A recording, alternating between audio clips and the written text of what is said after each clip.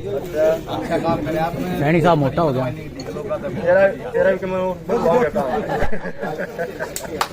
अरे सैनी साहब पेट मार रहा भाई। धन्यवाद है मुख्यमंत्री साहब, सॉरी आपका। और अच्छा आयु आपका ये बड़ा नाम है आपके नाम में कितना ढेर लगे हैं? 37 लाख है भाई।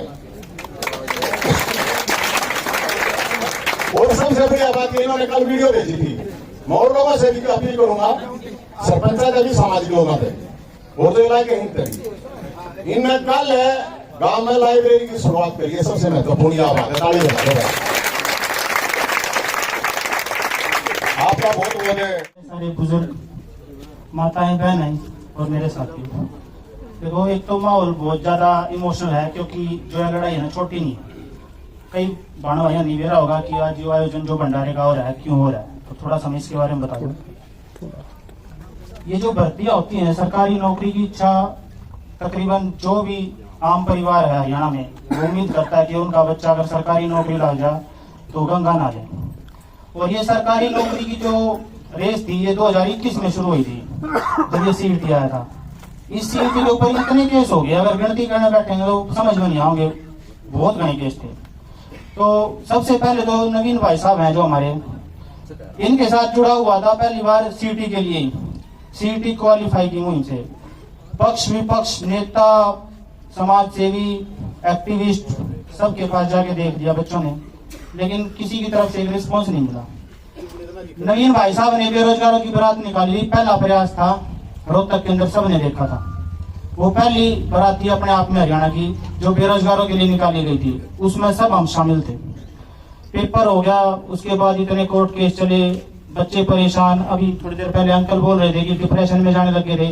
डिप्रेशन में ये नहीं था कि भाई सिर्फ ये माता पिता थे, ये तो चलो आपके सामने आके इन्होंने बोल दिया तो आपको पता लग गया, लेकिन जितने भी बच्चे थे जिन्होंने फार्म भर रखे थे, जिन्होंने अच्छे अच्छे नंबर ले रखे थे स्कोर करके, वो सारे ही डिप्रेशन में थे। उस दौरान लगातार हम देख रहे थे भाई किसके पास जाए, कौन हमारी आवाज उठा सकता है।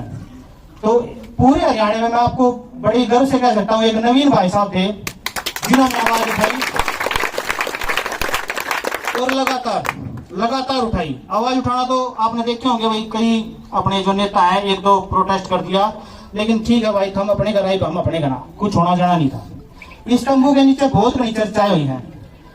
नवीन भाई साहब मात्र एक बात क्या करते, बोला भाई हम तो पाछा हट सको, मैं पाछा नहीं हटूंगा इन भर्तियां खातर। यह बात अपने आप में हमारे लिए हौसला थी। अब जब इन भाई साहब ने नौकरी तक कोई लेना देना ही नहीं, जब ये लगातार आखिर तक लड़ाई लड़ सके हैं तो हमने तो नौकरी मिलेगी, हमारी तो पिछली पीढ़ी अगली पीढ़ी और पता नहीं क्या क्या समझ जाएगा इस चीज को लेकर। तो वो जो हौसला है हमारे अंदर, वो भी कहीं ना कहीं नवीन भाई साहब जो लगातार आपने देखा होगा, ये होशियार बालक थे भाई सारे। इन्हें डर लगा करता काम का पुलिस केस हो जाएगा, कई तरह की दिक्कत आ जाएगी। बल्कि मैं कल एक बहुत उच्च पद पे एक भाई सेलेक्ट हुआ है, उसका फोन आ गया। उसने बोला म्युनिसिपल काउंसिल में वो सेक्रेटरी लग रहा है म्युनिसिपल काउंसिल में। वो बोला भाई आपने बहुत मेहनत करी, बोला हमारे दौर तो नंबर भी बहुत गणे थे, लेकिन हमारी हिम्मत को ना याद गाने की। मगर चलो भाई हमने तो नौकरी मिलनी थी, हमारे आगे पास तो कुछ था नहीं खोड़ने, अगर हमने नौकरी ना मिलती हमने तो 5-6 साल दे रखे हैं। लेकिन ये जो शख्स बैठे हैं ना, नौकरियां देने का तो कोई लेना देना ही नहीं था।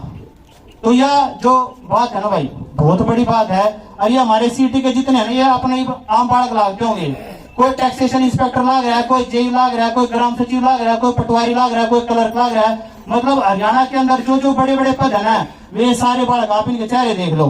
कल नहीं ये आप सब जनता की सेवा करेंगे और ईमानदारी से करेंगे। और ये बात मैं सिर्फ कहने के लिए नहीं कह रखा, ये सारी बातें इन भाइयों ने बताई हमारे तक भाई जिस तरीके से।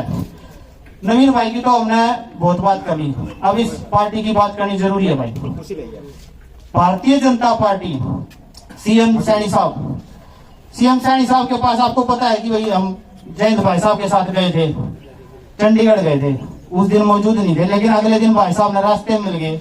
भाई साहब ने लाइव करी अपना, जहाँ पे भी जा रहे थे उसको छोड़कर सैनी साहब से बात की।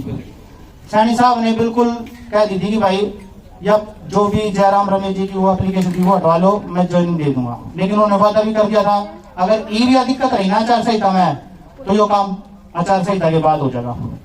तो नवीन भाई साहब ने जिस तरीके का नेताओं का ही पीछा नहीं छोड़ा, भूपेंद्र हुड्डा जी कोठी पे चले गए थे, आपने देखा हुआ दिल्ली में उस टाइम पे 3-4 हजार लोग आ रहे थे अपनी टिकट खातर, और उस भीड़ में भी बड़का न लेकर चले गए थे। ये अपने आप में एक बहुत बड़ी बात है। इतने पुलिस वाले वहां खड़े थे, मतलब आसान काम नहीं है ये कहने को अच्छा लगता है कि भाई कोई नेता आगे जा रहा है, लेकिन हम इनके साथ थे और ये हमारी आवाज लेकर आगे चल रहे थे। तो दूसरी बात, एक शख्स है भाई HSSC के चेयरमैन साहब ने हमारा जो ग्रुप है HSSC city all group joining venue का सारे बालक भाइयों तो मैसेंजर ऑफ गॉड है।